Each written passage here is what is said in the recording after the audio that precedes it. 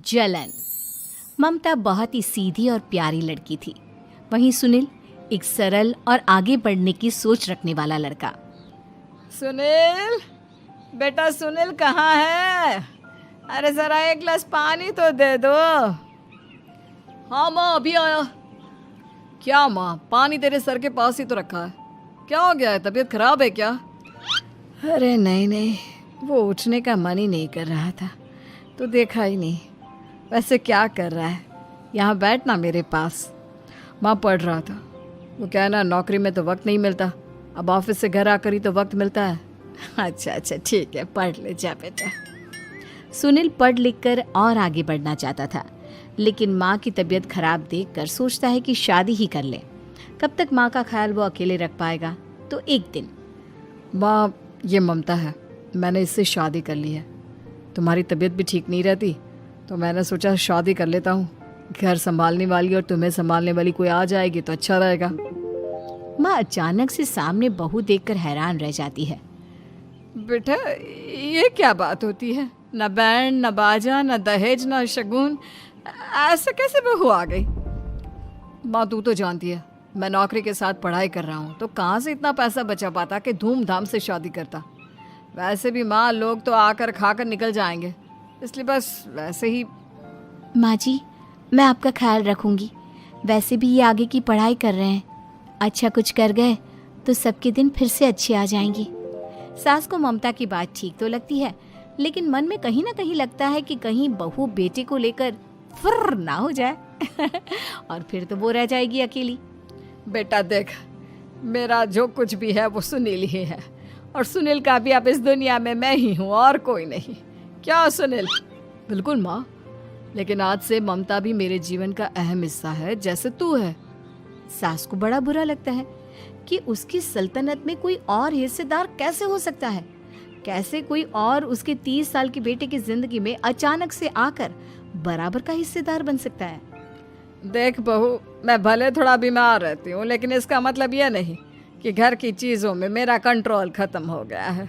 मैं आज भी इस घर की रानी हूँ, समझी? बेटा सोचता है कि ये माँ को अचानक से क्या हो गया।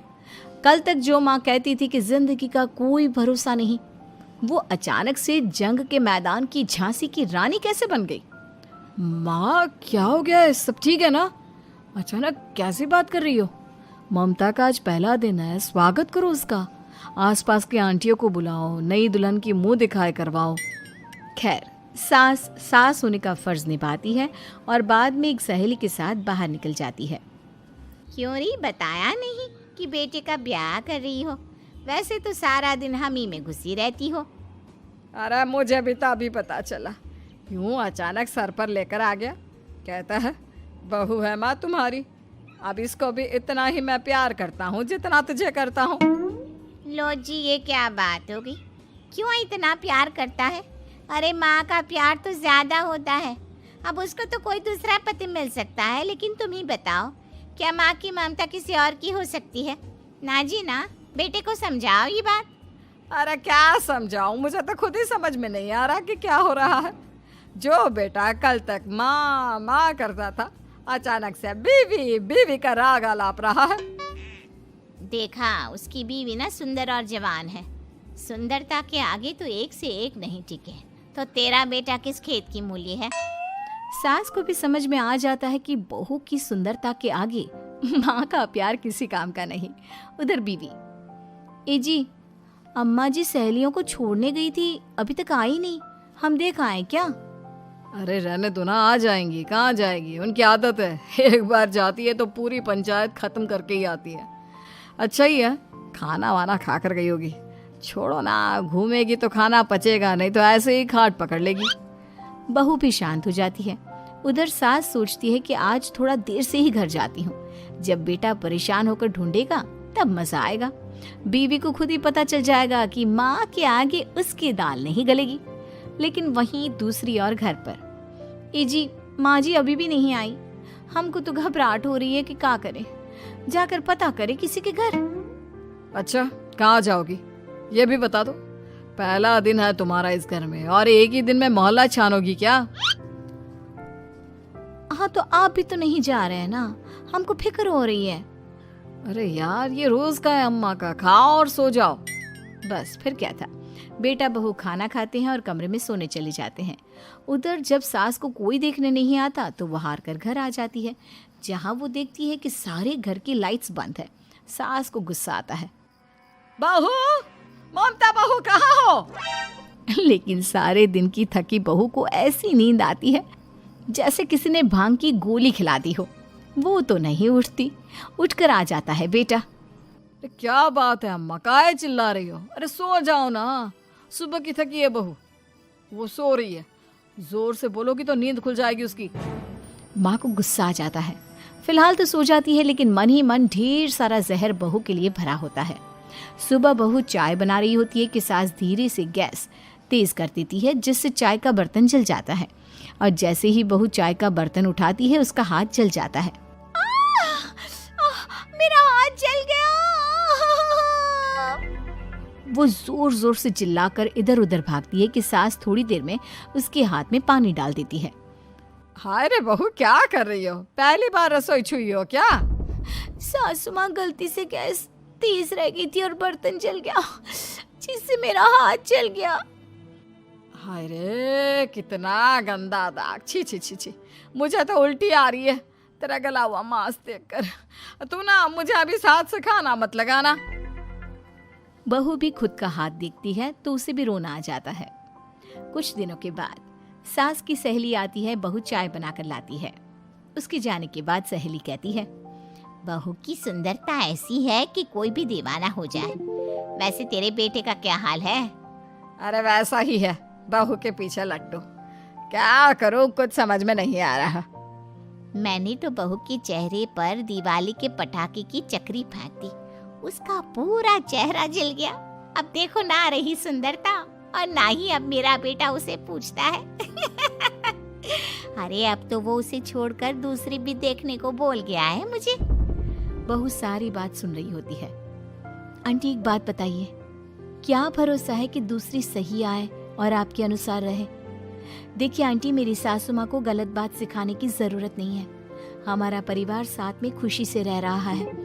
देख बहू, मेरी सहेली की बेइज्जती ना कर, वही अच्छा रहेगा तेरे लिए, समझी?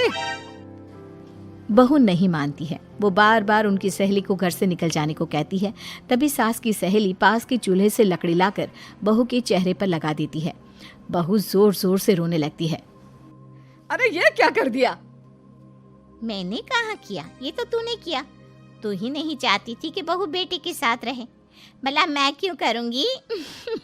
मैं तो चली, निपटो अब। बहू रो रही होती है, दर्द से चिल्ला रही होती है, लेकिन सास उसे डॉक्टर के पास नहीं ले जाती। तभी पति आता है। क्या हो गया ममता? ये दाग कैसे लगा? तुम कैसे जली? ममता कुछ नहीं कहती, बस दर्द से करा रही होती है। पति माँ की तरफ देखता है। हो ना हो माँ, ये पक्का आपका काम है। आप ही ममता से जला करती थी ना। देखना माँ, अब पुलिस आएगी, केस बनेगा, लेकिन पहले मैं ममता को अस्पताल लेकर जा रहा हूँ। सभी अस्पताल जाते हैं, जहाँ डॉक्टर ममता की सास से कहते हैं, आपने तो नहीं जलाया ना बहू को? अब ममता की सास के तो पसीने छूट रहे होते हैं। वो घबरा कर कहती है, ना ना डॉक्टर साहब, कैसी बात करते हैं? हम क्यों जलाएंगे अपनी बहू को? डॉक्टर ममता के पति से पूछते हैं। देखिए, क्योंकि ये ससुराल में जली है तो मामला पुलिस का बनता है, तो आप पहले पुलिस को बुलाइए, तभी इलाज पूरा होगा। सास डर जाती है कि अब तो बच्ची जिंदगी जेल में ही रहना होगा। रहने दीजिए ना, पुलिस को क्यों बुलाना?